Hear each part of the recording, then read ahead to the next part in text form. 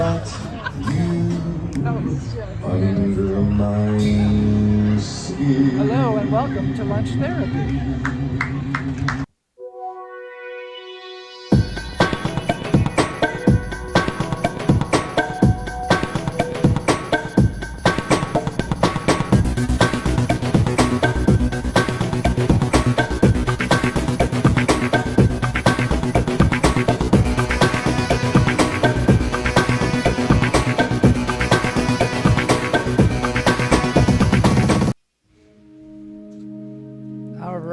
Just Jay comedian, looking way cool.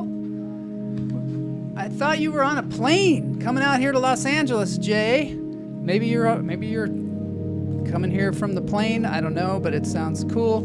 Behind me, I have Bella, who is a cat playing with a ribbon. Welcome to Barefoot Tuesday.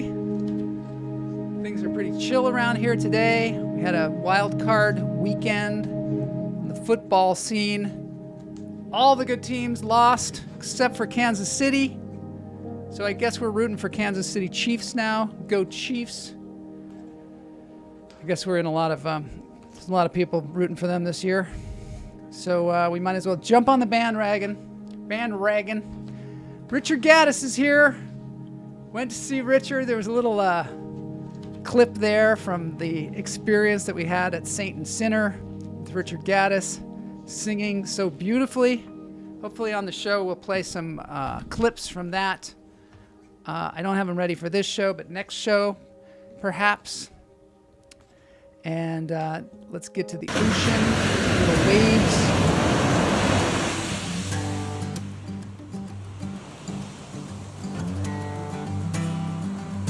It's actually a beautiful day here in Los Angeles. Here is our live cam of what's going on here. So, Jay, you're coming from, Just Jay Comedian is coming from Kansas, where it's like 8 degrees, to this beautiful Los Angeles, California. All the smog has cleared. We've got blue skies, so that's going to be good. Hoping to see her while she's here. She's doing publicity for The Trust. We had a watch party last week. That was super fun. We got online, we watched The Trust. There's some crazy people there. You're at the airport. Toot for Taylor and the Chiefs. Yes. There's a lot of Kansas in the show today. That's for sure. Bing bong elo. Good to see you, Jason Edelman. Freaking cold. 8 degrees. Holy Neil Phillip. So great to see all of you here today. -8. Yeah. Good thing you're coming out here. Just Jay, we have a celebrity. We have a celebrity in our midst. It's great. We want as many celebrities as possible in this show. We're creating celebrities, right? We're becoming celebrities, all of us. This show, one of the things about this show is it is an interactive show, but it's like the chat room is part of the show. So anybody in the chat room that's the way that it's going these days. It's called YouTube. So so I really am grateful to everybody who comes to the show and chats, because then the show goes out there and that is the show. And it also helps to create the show. So I really appreciate that. Just wanted to say that. And now a word from my inner child. Hoi everyone, Inner Child Joel here to welcome you to this edition of Joel Marshall's Lunch Therapy, Barefoot Tuesday. Looking forward to the show today. We have a lot of music, broken news, and a contest on movies of the aughts. Unfortunately, I'm stuck in the 70s, so I won't be able to make it. But let's get into this thing called lunch therapy. So hit it, Boney.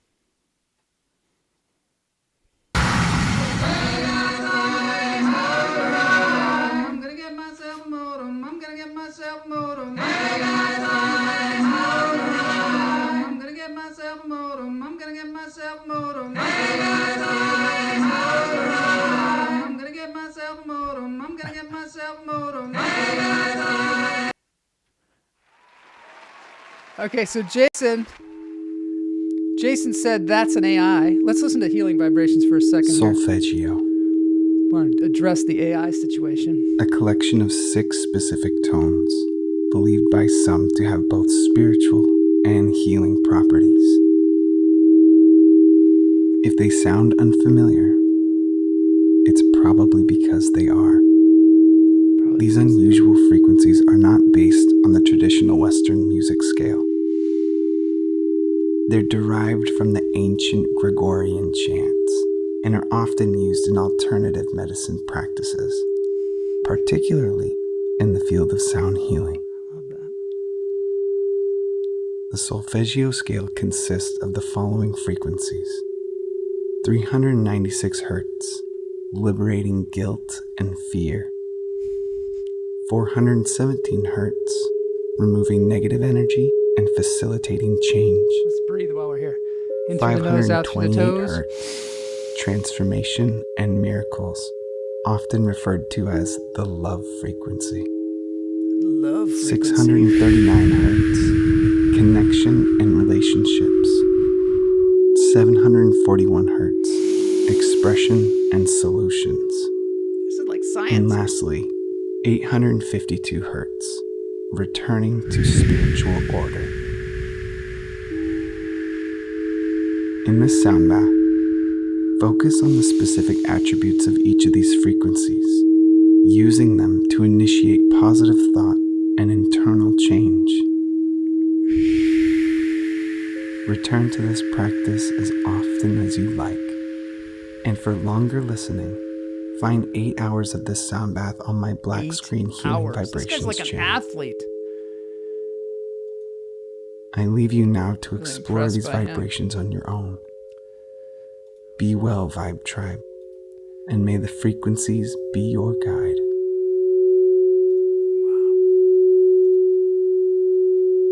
That's cool.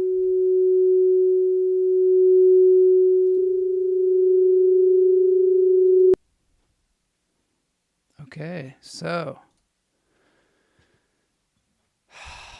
that was beautiful. I just love the healing vibrations, as you can tell. Always gets me in the right frame of mind.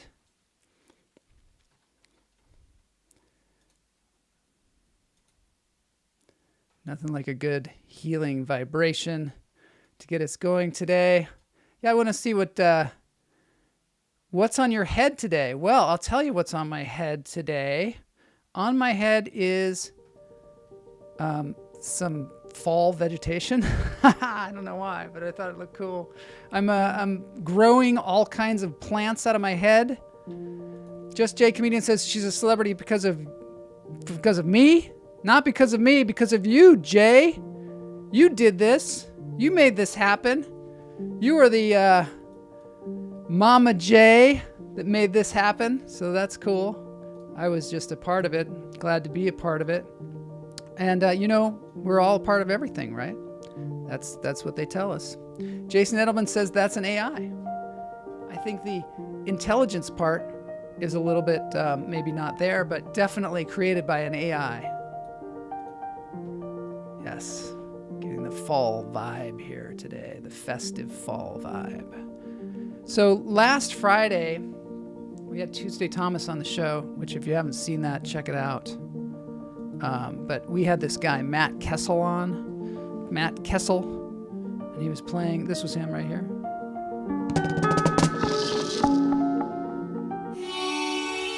Just want to show this again because it's so cool. He is like an innovator of music. Just to help you get on with your week here. We're going to have a contest today. I'm going to get to the contest right away because I feel like I don't have Bloss here, so I got no contestants. I just have the chat room. So I think I'm going to just get to that immediately because I want to see if y'all can do this thing. So yeah, this is Matt Kessel. We're going to have more of him in the show later on. But right now, we're going to just jump to a contest. Have a nice trip. See you next fall. Love that joke. That's one of my favorite jokes, I gotta say. Especially when they trip you, when they say it. That's how it goes, right? Love that one. Anyway, this is so cool. Thank you to him. And now contest time. We're just jumping to a contest.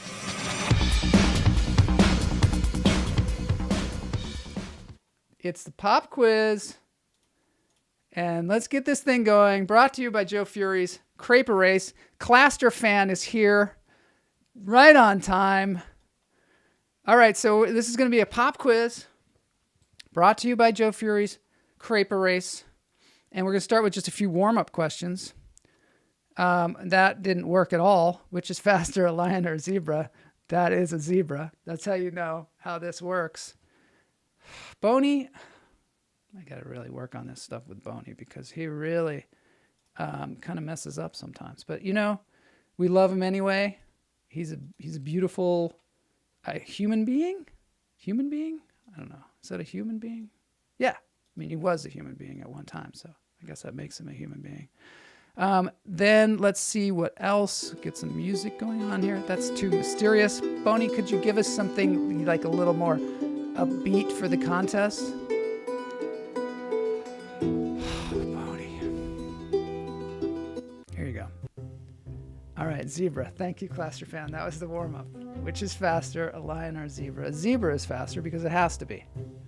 That's why. Okay. There's some beautiful zebras there for you. Is a marmot a groundhog, or is a groundhog a marmot?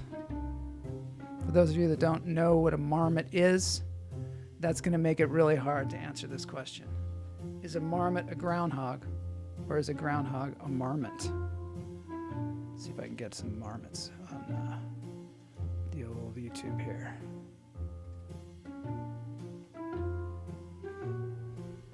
I mean, this one, you know, should be kind of easy, I suppose. There's a picture of a marmot. A groundhog is a marmot. All right, let's see if Claster fan's right. A groundhog is in the marmot family. Thank you very much. Yes, congratulations. This is going along quite well.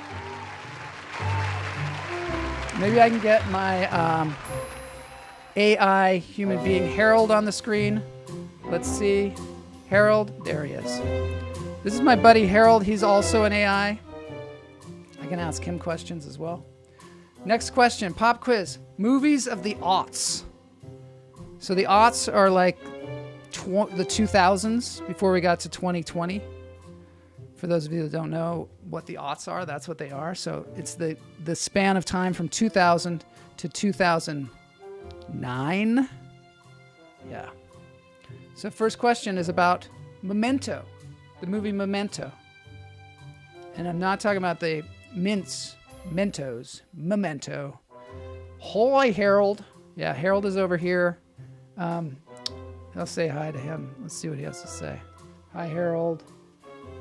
Yeah, he can only speak in text. The 2000s. Okay, let's do this. Memento. Memento is known for its unique narrative structure. How is the story primarily presented? A, in reverse chronological order. B, as a single continuous shot. C, through multiple perspectives. D, as a dream sequence. Claster fan calls it the O's. I like that. Aughts. I like aught because it sounds sort of old school, like old world. It's like saying turn of the century. Claster fan is the only contestant today. Where's everybody else? Come on, answer some questions. All right. Which one? What, Claster fan? What's the answer? Is it A, B, C, D? Have you seen Memento?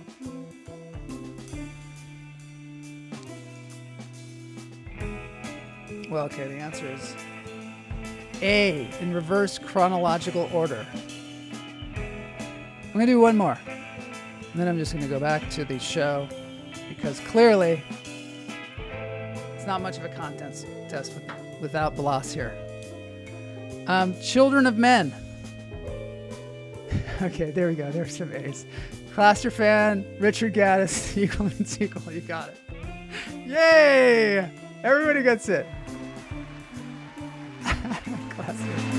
Just playing with themselves. I know. You guys got to get in there. This is a group effort. Okay, the next one. Children of Men. Maybe you've seen this movie. Fantastic movie. 2006. It's amazing that it was 2006. I can't even believe it. I can't even believe it now. 2006. Wow. That's old. That's old. Question is, in Children of Men, what is the cause of society's collapse? A, nuclear war. B, a pandemic. C, global infertility. Or D, alien invasion. Let's see if Neil says O. No, it's not O. We're answering, but it's too slow as usual. I know. Okay. We're going to just do this question, and then we're going to go to the rest of the show because clearly it doesn't work without Bloss here. These contests. Okay, so Classifan says C, global infertility. Richard Gaddis says C. Are these questions too easy? Let's see what the answer is. And the answer is global infertility. Oh my God, you guys are like 100% so far. Okay, let's just go one more. Just one more because it's super awkward and fun. I'm going to ask Harold the answer to the question 2 this time. Next question. It's about Gladiator. Gladiator, starring Russell Crowe. Question is, who directed Gladiator? Steven Spielberg, Ridley Scott, James Cameron, or Peter Jackson?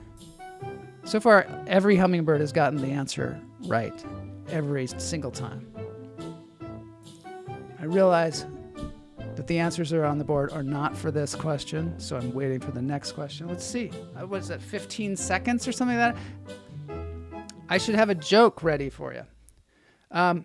What did the female porcupine say to the male porcupine? You look sharp. That's a good one, right? I wrote that one. I'm sure somebody else wrote that song too, but I wrote that one too. So, you look sharp. One porcupine says the other one. Let's see. Class Your Fan says Ridley Scott. Okay, Ridley Scott. Camel Lopez says B. Ridley Scott. Oh, she's on the Twitch. She got on Twitch. Good job. Good job getting on Twitch. That's cool. All right, one more since you're on Twitch. Answer is Ridley Scott. Everybody got that right. Unbelievable. That's the thing about the Hummingbird. Super smart group. I thought I'd catch you by getting the Aughts this time. You know, I thought maybe you slept through that. One more. Pan's Labyrinth. Everybody loves that one. Pan's Labyrinth. Remember this? Yeah. That was cool. He had eyes on his hands. So that is, question is, there you go. This is a hard one. Which historical period forms the backdrop of Pan's Labyrinth? The Spanish Civil War, A. B, World War II. C, the Francois period. D, the Mexican Revolution.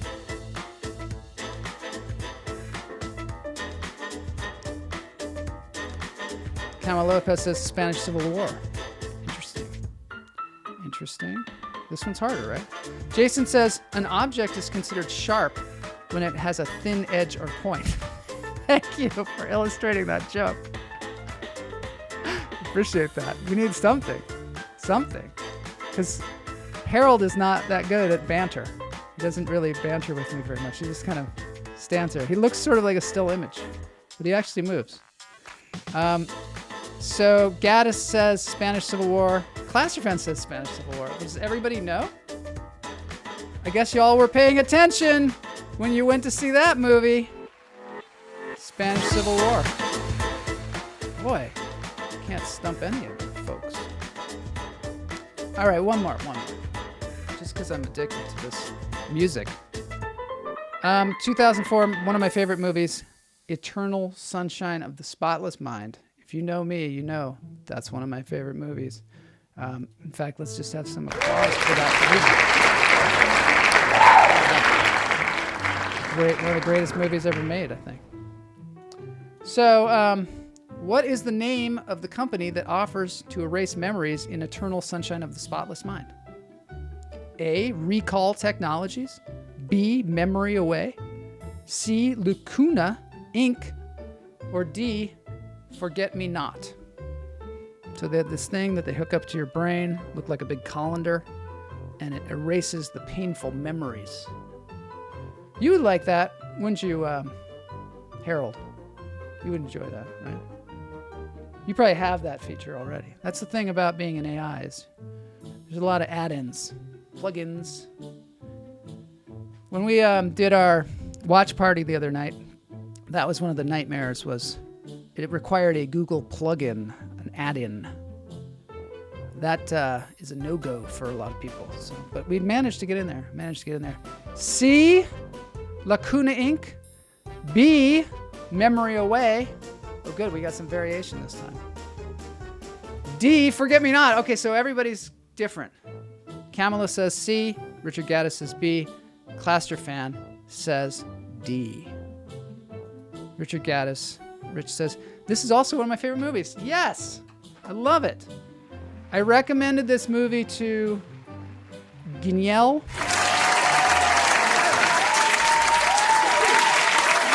Gemmell and Mulva were also at Rich's singing festival at Saint and Sinner. And I recommended it to Gemmell, and he has never forgiven me. He needs to have Lacuna Inc. take away his memory of the movie. There we go. Lacuna Inc. Kamala Lopez gets it again. Lacuna. Why do they call it Lacuna Inc.? It's a good question. It's because the name is a reference to lacunar amnesia, which is the loss of memory about a specific event. There you go. I only picked that one because it was obscure. Oh, I see. Let's see what Clusterfan says. The company in A, which was spelled Recall, is the company from Total Recall. Oh, nice. Obscure. Fantastic. Okay, well, I mean, they're only obscure when you can't get them, right? But you got it, so I don't know why it's obscure. I don't know. But congratulations, everybody, on that. We are now going to go to some broken news. Oh, Harold. Broken news. Okay, broken news time. Oh my gosh, what's happening? Oh my gosh, we're getting a preview of the broken news. Hope, longevity, immortality. No one knows why it says that, but it's something to think about for sure. Boney? What does it mean? Oh. It's a reference to Boney because he's immortal. Anybody know that? Boney is actually immortal. It's weird. Saiga, not so gone. This is a breaking news that is very important. The Wildlife Conservatory reports that this animal, if anybody knows what it's called, I have never ever seen this animal before in my life, but there's probably a reason why that is. And the reason is it was endangered, critically endangered, and now it has been reclassified to near threatened. Yeah, this animal is called the Saiga antelope. So that's some, thing going in the right direction for a change. It's a beautiful antelope too. I don't know if you've ever seen it before, but it looks like something out of Star Wars. It looks like something that maybe Luke Skywalker would cut open and then get inside for warmth.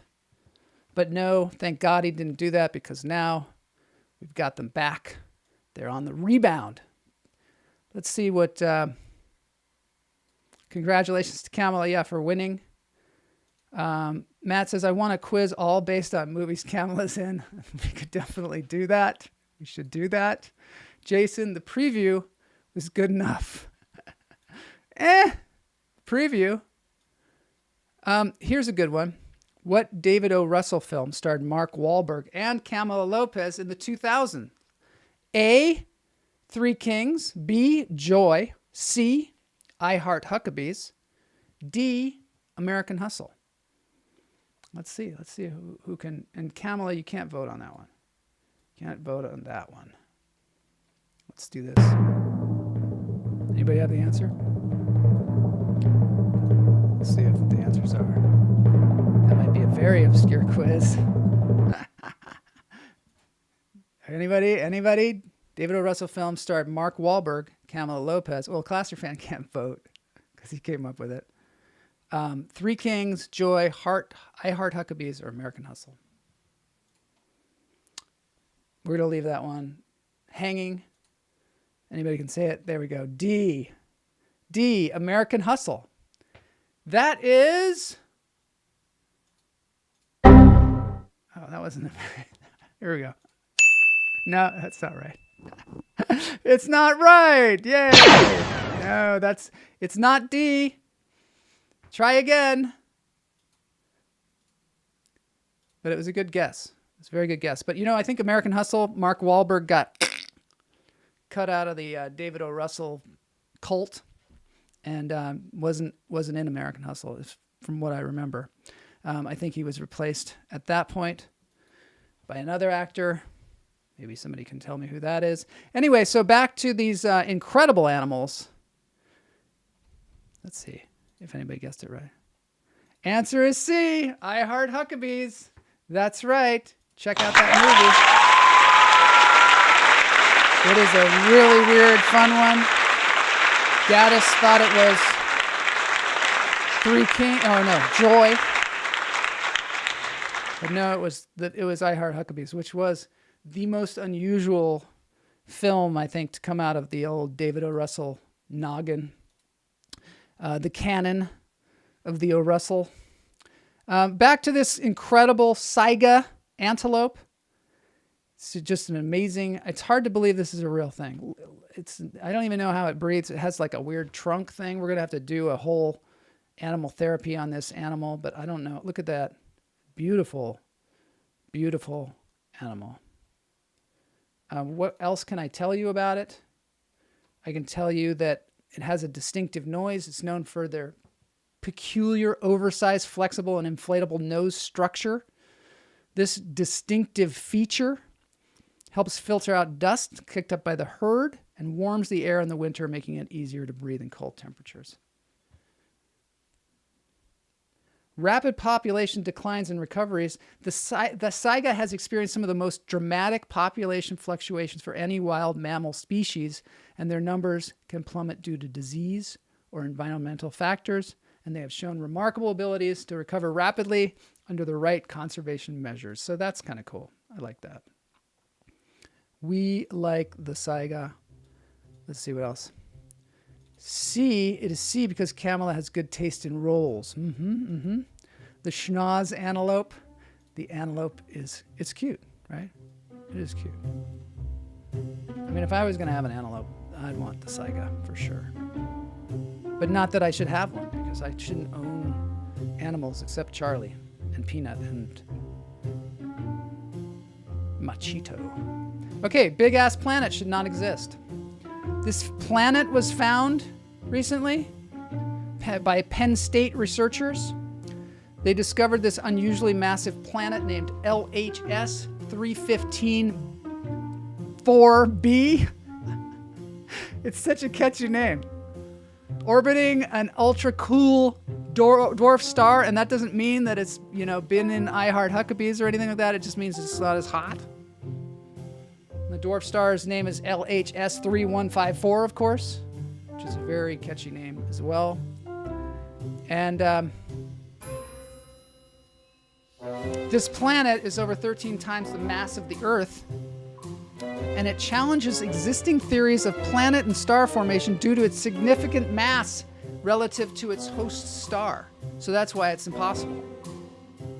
This star is considerably less massive than the sun, so So that contradicts current planet formation models and raises new questions about the formation of processes of planets and stars. Wouldn't it be weird to be a space researcher because you're just constantly proved wrong? You constantly think something, you're like, this is what it is. You tell everybody, and then they're like, nope, that's not how planets are formed.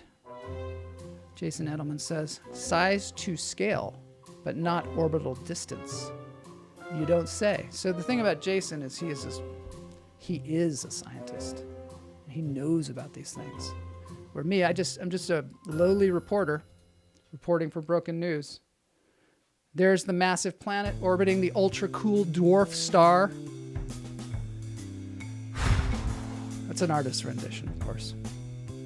Bilateral gynandromorphism. That's the next one.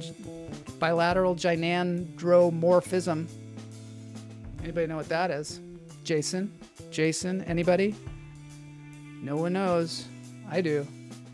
Oh, this is great. We're having a quiz in the middle of the show. This is so good. It's like continuing. Which 2000's Lord of the Rings film won the Academy Award for Best Picture? Fellowship of the Ring? The Two Towers? Return of the King? Or The Hobbit? I will tell you what the answer is. It is Return of the King. Because Return of the King won 11 Oscars or something like that. That's what I'm thinking. I mean, I don't know for sure. Oh, I was thinking it was a planet for big asses. It's a big ass planet. They got the onion asses. That's a new phrase that I heard recently. The onion asses. It means it's got a big ass. Not that it smells like onions. That would be weird. Something big. Orbital Distance is my new band. Orbital Distance, I love it. Something big. Return of the King. I'm saying Return of the King. Camel is saying Return of the King. Keep them coming. Male and female characteristics. Thank you, Greg Wardela. That's a teacher for you. That's what bilateral gynandromorphism is. And it's this bird was just found recently. It is so incredibly rare that they would see something like this. This is a green honey creeper, and it is exhibiting bilateral gynandromorphism. And it's been photographed for the first time. This rare condition results in the bird having a male plumage on one half of the body and female coloring on the other. And the bird was spotted in Colombia. And it differs from typical males, which are just bright blue with black heads. And the females are grass green. This phenomenon is caused by an error in cell division during egg formation. Bilateral gynandromorphism is extremely rare in birds. Facebook just kicked us off for some reason. Maybe it's because of the gynandromorphism. Finally, self-checkout Scrooge finds true meaning of Christmas. Or maybe Greg Wardela banned us from Facebook. I don't know what just happened, but we just got kicked off of Facebook. 2000s are aughts. Clasterfan won in 2003. Was it Return of the King? Thank you, Clasterfan. Return of the King is the answer. Yes. Oh my gosh. Now Facebook stopped, but we're going on. We persevere on this channel.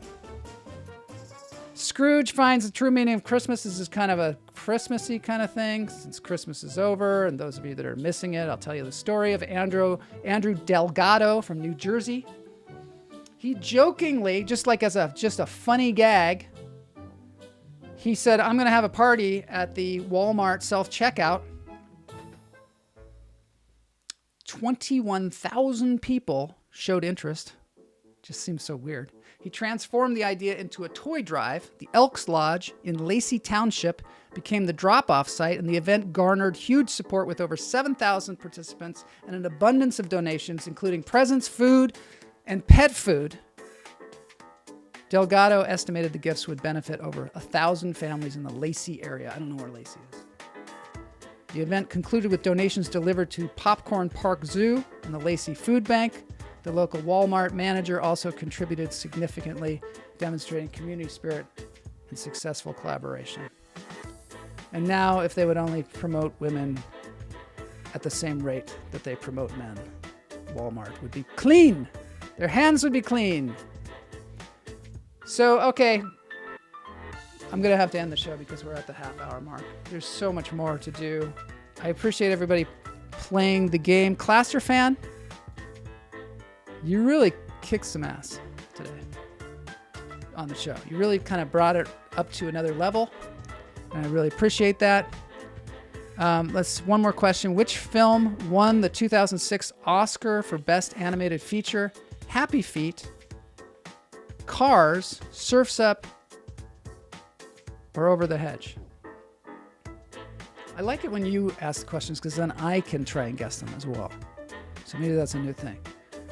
I'm going to say Happy Feet. The one about the penguins. It was super ennobling. It made me feel like a better human being when I watched that movie. I walked out of there with my head held high and my feet firmly planted on the ground. Kamala also says Happy Feet. She remembers that day because both of us were so happy feet. Thanks, Big Bird, for another delightful afternoon. Yes, you're welcome there, Big Bird. Let's call each other Big Bird from now on. I'm the Big Bird because I'm the Hummingbird. I get it. I'm the Big Bird. That's right. I'm a big fan of Big Bird. Yes, it is Happy Feet. Richard Gaddis said Happy Feet, I believe.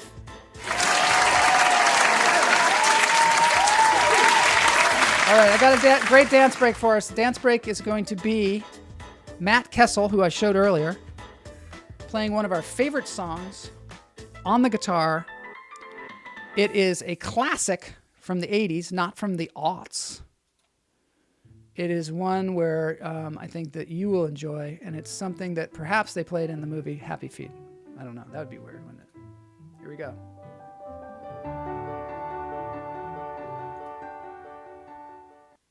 Matt Kessel. Matt Kessel allowed us to play this. He's going to be like, what the heck was this weird contest show? Without hats. Glad I have these. This vegetation. Which they will never find. We can act like we come from out of this world. People will run far behind. This guy has an incredible channel on YouTube where he plays all kinds of instruments. I invite you to check it out. Thanks everybody for being here today. We have an incredible guest on Friday as usual. I hope you'll all join me. He's a comedy specialist. His name is Corey. And he also runs a thing called Cool Beans. Safety dance, yep. Name that tune.